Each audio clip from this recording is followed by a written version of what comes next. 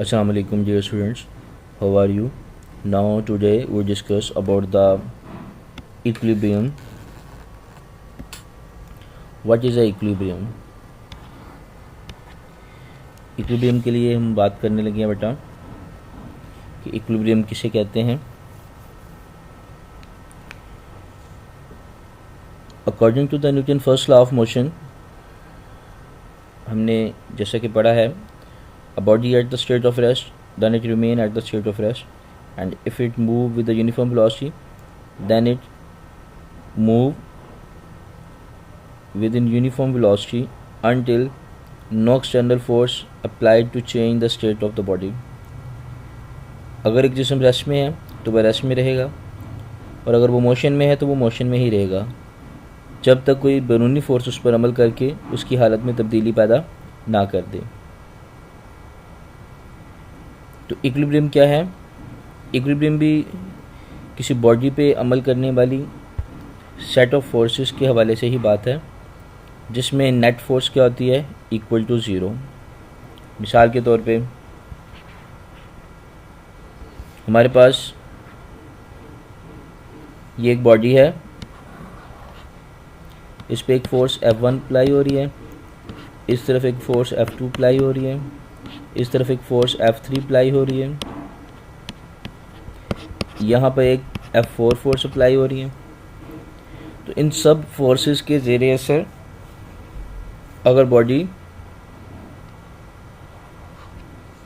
अगर मैं सभी फोर्सेस को ऐड करता हूँ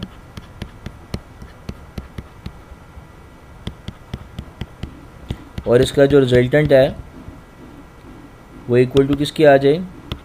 ज़ीरो के, जिसे मैं नाम दूंगा नेट फोर्स। तो नेट फोर्स अगर ज़ीरो हो जाए तो इसे हम किसका नाम देते हैं जी? इसे हम नाम देते हैं इक्विलिब्रियम का। In other words you can say कि मुतअद्दिद फोर्सेस के ज़ेरे असर, एक से ज़्यादा फोर्सेस के ज़ेरे असर अगर कोई जिस्म रेस्ट कंडीशन में हो या यूनिफॉर्म वेलोसिटी की हालत में हो तो उसे हम इक्विलिब्रियम का नाम देते हैं। ठीक है, इक्विलिब्रियम की हालत में बॉडी या तो रेस्ट में होता है या फिर remain in the uniform velocity, या फिर यूनिफॉर्म वेलोसिटी की हालत में होता है। इसकी कंडीशंस के हवाले से बात करते हैं, जैसा कि मैंने अभी फर्स्ट कंडीशन और सेकंड कंडीशन में पहली कंडीशन को बयान किया था। यहाँ पे in first condition of motion,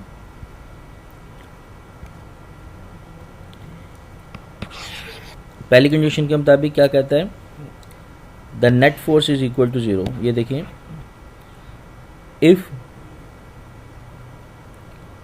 the number of forces applying on a body and the sum of the all forces is equal to zero, sigma, यहाँ पे ये जो सिग्मा साइन है ये बेसिकली शो करता है सम को, इसे समेशन भी कहते हैं। तो हमारे पास ये सम ऑफ ऑल फोर्सेस क्या है? Equal to zero. ठीक है, क्या नाम है इसका? समेशन, और सिग्मा इस सिंबल का नाम है। तो सिग्मा का मतलब क्या होता है कि जितनी भी फोर्सेस अप्लाई हो रही हैं किसी बॉडी पे वो सारी की सारी क्या हैं? ज़ीरो। ये देखिएगा, ये दीवार के ऊपर एक फ्रेम हैंगिंग में है, ये इक्विलिब्रियम के फॉर्म में है। क्यों? क्योंकि इसका जो वेट डाउनवर्ड है और इस रस्सी में पैदा होने वाला जो टेंशन है वो सारी एक दूसरे की फोर्सेस को क्या कर रहा है? ज़ायल कर देता है। अब इस बॉडी पे नेट फोर्स तो कोई नहीं है। हाँ, अगर नीचे वेट की फोर्स ज़्यादा होती तो बॉडी नीचे की तरफ मूव करता, टेंशन की फोर्स ज़्यादा होती बॉडी ऊपर की तरफ मूव करता।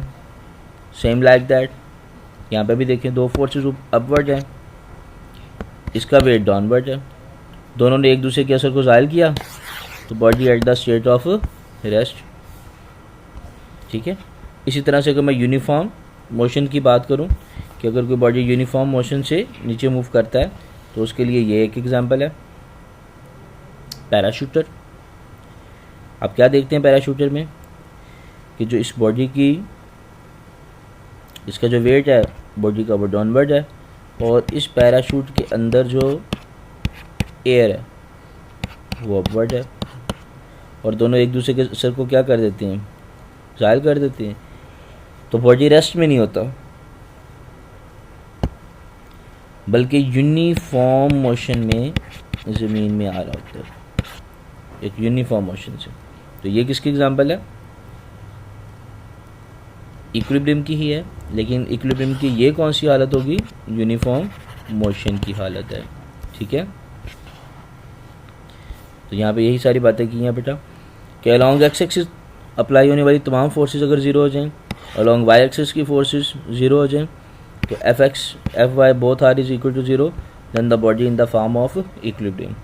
और ऐसी हालत में बॉडी या तो रेस्ट में रहेगा या फिर कंटिन्यूसली अपनी मोशन को बरकरार रखेगा।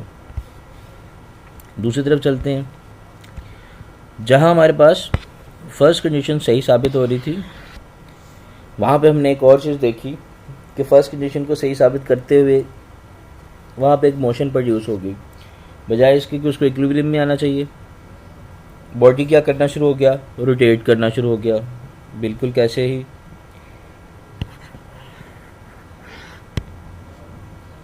ये देखिएगा F1 F2 दो फोर्सेस लगाई मैंने इस बॉडी के ऊपर, एक दूसरे की ऑपोजिट लगाई पहली कंडीशन के मुताबिक, और फिर क्या किया?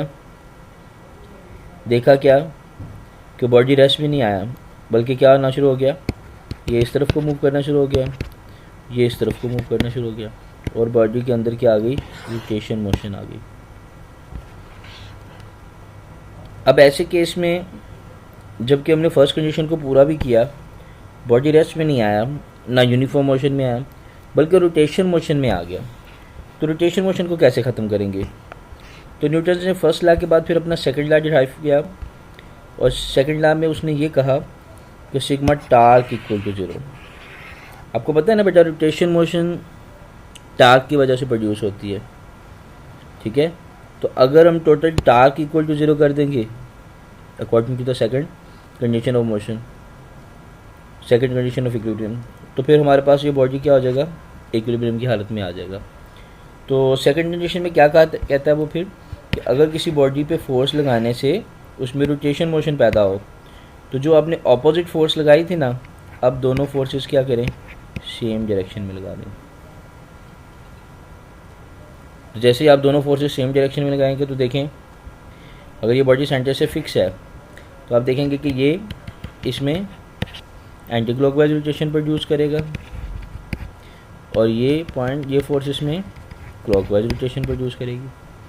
तो दोनों की रोटेशन जो टार्क के इक्वल है, तो वो क्या हो जाएगी? दोनों का टार्क, इसमें पैदा होने वाला टार्क 1 और इसमें पैदा होने वाला टार्क 2, दोनों क्या हो जाएंगे? इक्वल हो जाएंगे, और एक दूसरे को कैंसिल आउट कर देंगे, तो body again at the state of rest आ जाएगा। इसका मतलब कि अगर फर्स्ट कंडीशन प्रूव करने के बावजूद बॉडी में रोटेशन मोशन पैदा हो, तो हमें क्या अप्लाई करनी है? सेकंड कंडीशन ऑफ मोशन, ताकि बॉडी क्या आ सके? At the state of rest आ सके। ठीक है जी, यहाँ पे इसकी स्टेटमेंट देख लीजिएगा। A body set to the satisfied the first condition for equilibrium if the resultant force of all forces acting on it is 0। आगे ये इसकी एग्जाम्पल थी, और सेकंड कंडीशन में आ जाएं तो क्या है? The first condition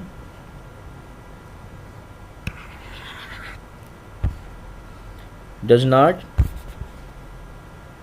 ensure that the body is in equilibrium. This is clear from the following example। उसने एक साथ एग्जाम्पल भी दे दी हमारे पास। तो फर्स्ट कंडीशन के अप्लाई करने के बावजूद बॉडी रेस्ट में नहीं आया, बल्कि उसमें रोटेशन मोशन प्रोड्यूस हो गई। First condition is still satisfied, it is because the body has the tendency to rotate. So this situation would demand another condition। अब वो कौन सी कंडीशन है जी? Equilibrium addition, first condition for the equilibrium, so this is called the second condition for equilibrium। क्या है जी second condition? According to this second condition ये है जी according to the second condition कि this body satisfied the second condition equilibrium when the resultant torque acting on body is zero. अगर उसका क्या है रिजल्टेंट टॉर्क जो है वो इक्वल टू ज़ीरो आ जाए तो फिर हमारी सेकंड कंडीशन इक्विलिब्रियम सेटिस्फाइड हो जाती है। क्लियर है बेटा? तो ये था जी आज का टॉपिक। उम्मीद है आपको समझ आ गई होगी। अगर कोई प्रॉब्लम है तो ज़रूर बताइएगा। अल्लाह हाफिज़।